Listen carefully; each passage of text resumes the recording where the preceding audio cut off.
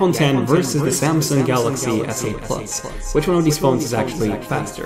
Well, the S8 Plus actually has exactly the same specs as the Note 8, so the same processor, the same resolution, 2960 by 1440, the only difference being 4 GB of RAM versus 6 GB of RAM. So if you want me to do another ultimate speed test versus the Note 8 with 6 GB of RAM, let me know in the comments on this one. In this video, I'll be comparing the iPhone X versus the Samsung Galaxy S8 Plus. So welcome to my ultimate speed test series. So in this series, I test out everything in depth in terms of the performance of the devices. So not just the usual Apple speed test, but also photo and video processing, in this case 4K video editing, Wi-Fi speed test, storage speed test, so the flash storage speed test, RAM management, fingerprint reader, in this case Face ID versus Face Unlock, multiple CPU and GPU benchmarks, JavaScript rendering performance, and so much more. So grab some snacks and enjoy the ultimate speed and performance comparison between the iPhone X and the Samsung Galaxy S8 Plus. Okay, before starting the test, I just want to mention a few things. So I have exactly the same apps installed on both of these phones, and then when it comes to the brightness, I've adjusted both of these phones to about the same brightness level, and I've also disabled True Tone, the True Tone display on the iPhone X.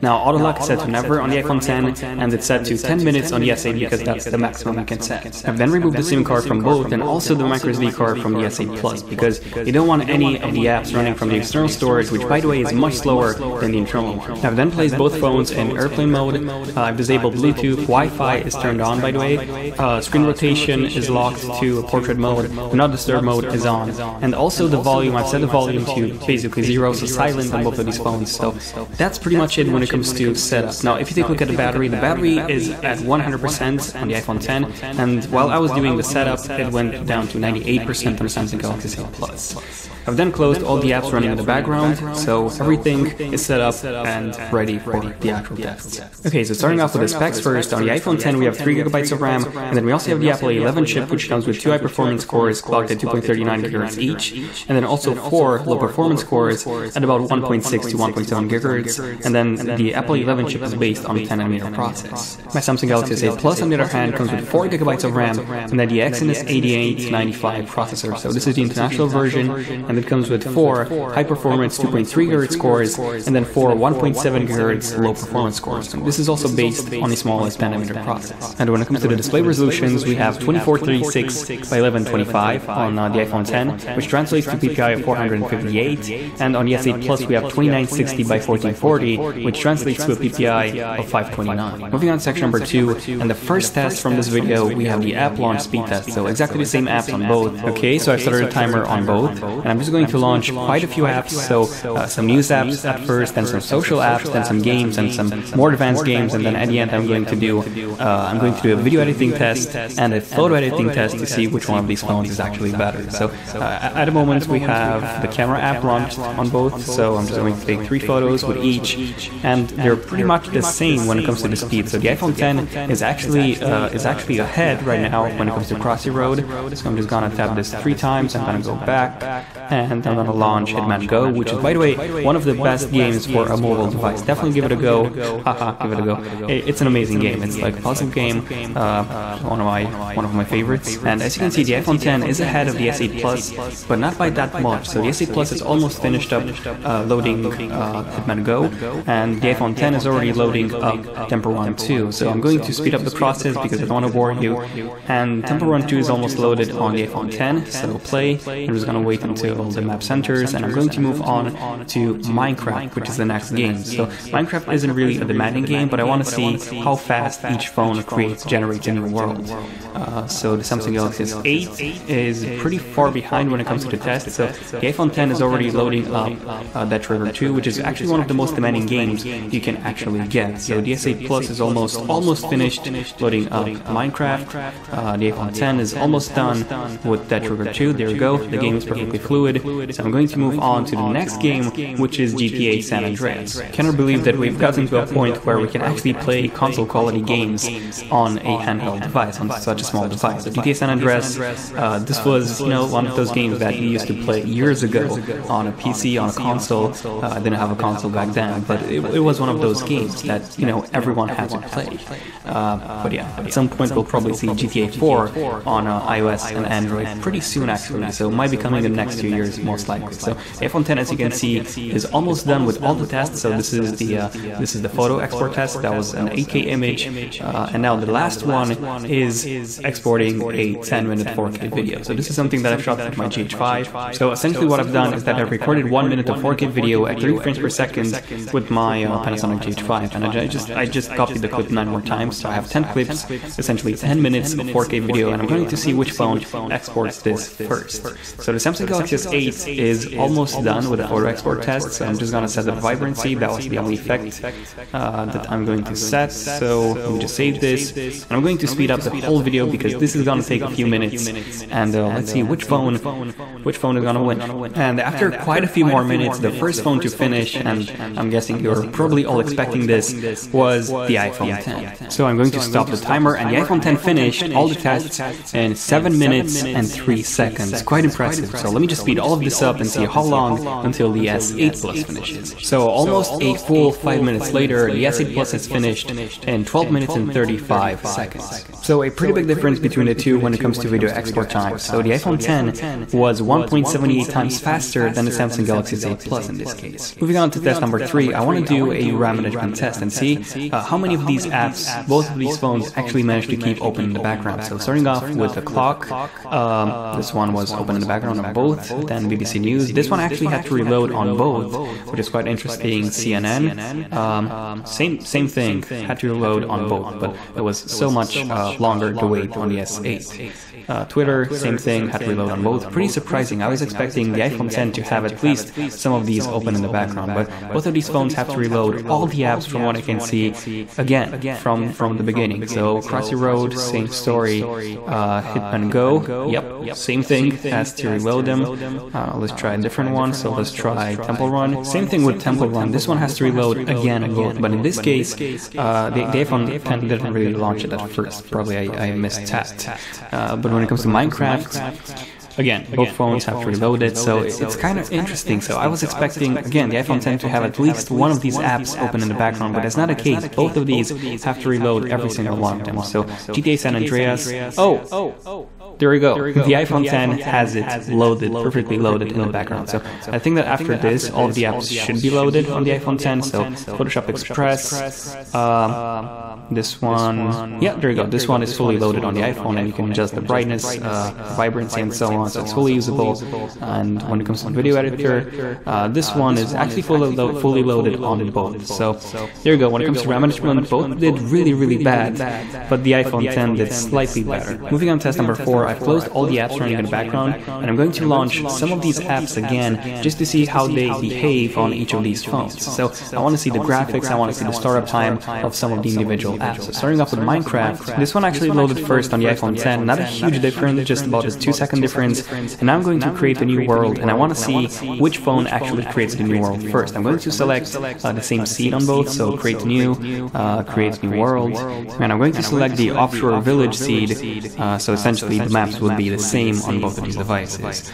So create, and it seems that the iPhone 10 is going to win, and yeah, the iPhone 10 loaded the map first, but whoa, take a look at that. Take a look at how much more chunks we have on the S8. And by the way, we have all the graphics maxed out.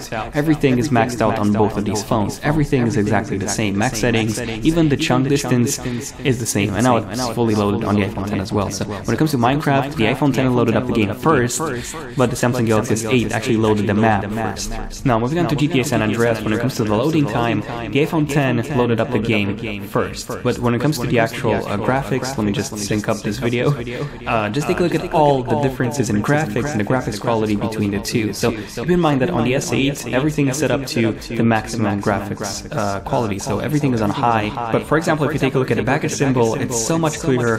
The textures are so much sharper and much more higher res on the iPhone 10 than on the Samsung Galaxy S8. And it's pretty much the same story with the Retro 2. So the iPhone 10 loads it up first, but then if you take a look at the actual graphics, there's a massive difference between the two. So on the iPhone 10 we actually have a puddle in the middle, which is missing from the Samsung Galaxy S8 game. And if you take a look at the graphical settings, everything is on high on the Samsung Galaxy S8, so everything is maxed out, but we still don't get a puddle. Also, if you take a look at the frame rate, it's running at smooth 60 frames per second on the iPhone 10 and about 30, 40 maybe on the Samsung Galaxy Galaxy S8, so it's significantly smoother on the iPhone 10. Okay, so I'm going to close all the apps running in the background on both, and let's start the actual benchmarks with Geekbench 4. So Geekbench 4 is actually one of the few cross-platform benchmark tools that you can use. So I'm going to start the benchmark and I'm going to speed everything up, and let's see which one is going to win. And after 2 minutes and 47 seconds, the iPhone 10 finished first, getting a score of 4,230 for the single core,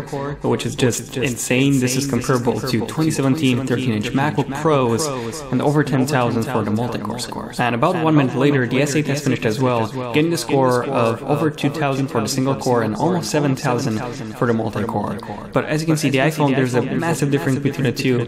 The single core one is the one that matters because that's the one that's going to be used in most of the apps, and that's pretty much double on the iPhone 10, which is really impressive. Next up we have the Antutu benchmark. So this is a more general benchmark. This one tests out the CPU, the GPU, the RAM, the storage, pretty much everything, and then you get a combined score. So let me just speed everything up, and these are the final results.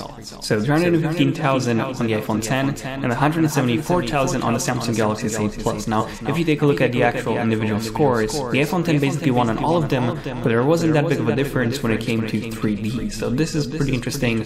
Let's move on to the next 3D benchmark, which in this case is going to be iStorm Slingshot. So this is actually one of the most demanding graphical benchmarks that you can run. So this one is run at the native resolution of each device. So that's 2436 by 1125 on the iPhone 10 and 2960 by 1440 on the Samsung Galaxy S8. So the Samsung Galaxy S8 is going to get, or at least should get, a significantly lower score because of that than the iPhone 10. Okay, so 2624 on the iPhone 10 and 2593 on the Samsung Galaxy S8 Plus. So not that big of a difference, to be honest. Now, in case you're wondering why the brightness is so low on the iPhone 10, this is a glitch. So the only way to fix this, as you can see, the brightness is actually maxed out on the iPhone 10. The only way to fix this is to restart the device. And finally, the last graphics benchmark that I'm going to run is GFX Bench. So in this case, I'm going to run the Manhattan benchmark, which is run in OpenES 3.0 on both of these devices, and essentially this is an off-screen benchmark run in 1080p. So the resolution of each of the devices doesn't really matter because it's always run in 1080p off-screen, and here in these kind of tests you can actually see the true performance of a GPU. So 63 frames per second on the S8 versus 84 on the iPhone 10, a massive basically 20 frames per second difference between the two. Next up, I want to do a JavaScript performance test and see which of these devices actually handles JavaScript rendering better. So I'm actually doing this in the device's native browser first. So Safari on the iPhone 10 and the Samsung browser on the Samsung Galaxy S8 or Samsung Internet. And this test is heavily affected by both the browser and the processor. And there you go, the iPhone 10 finished at 148 milliseconds and the Samsung Galaxy S8 finished in 335. Whoa, a pretty big difference between the two. But now, you know what, let's just run this in Google Chrome as well. So Chrome on iOS actually uses the exact same rendering engine as Safari, so there shouldn't be any difference or that big of a difference between the two.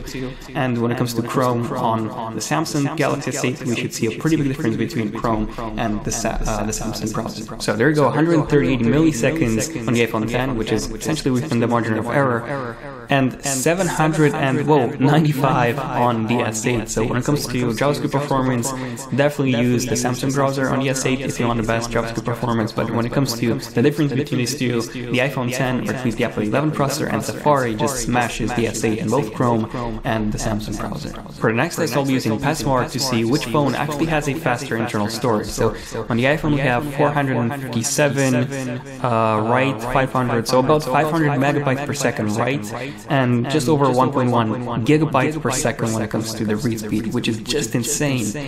This is the fastest flash storage I've ever seen on a phone. Now when it comes to the S8, we have 67 megabytes when it comes to the write speed, and should be about the same, I think, when it comes to the read speed. So about 100, 130, 120 when it comes to both the read speed and the write speed. Next up, I want to do a Wi-Fi speed test and see if we get any difference here.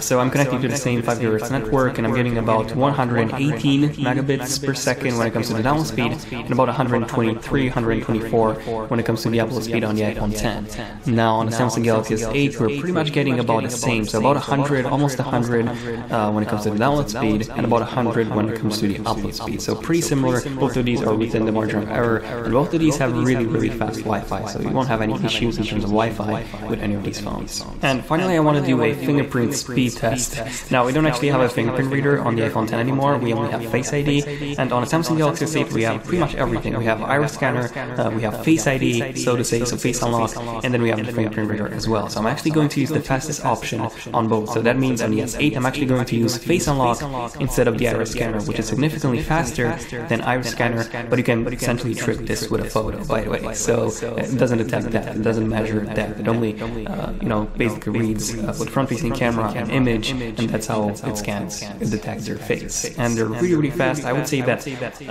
Face unlock is a bit faster on the S8 because you don't really have to swipe up like you have to do on the iPhone 10, but both of these are really fast. Again, the iPhone 10 is more secure because it cannot be tricked with a photo, whereas the S8 is faster, but this one can be tricked. Okay, so in the end, which one is actually faster? Well, the iPhone 10 is faster than the S8 Plus. It was faster when it came to the Apple Launch speed test by a factor of almost 2x. In terms of RAM management, they were almost identical, and in terms of the raw performance, again, there was a really big difference between these two, so to the iPhone 10's advantage. So in terms of the CPU performance, GPU performance, and even the flash storage speed, it was so much faster, almost a 10x difference on the iPhone 10. But the question is, in the end, will you actually notice this performance difference in day-to-day use? And honestly, yes. In this case, you actually would. So once you have 5 or more apps open in the background, on the S8, everything will start slowing down by a lot. So the app launch animation, the multitasking animation, pretty much the entire UI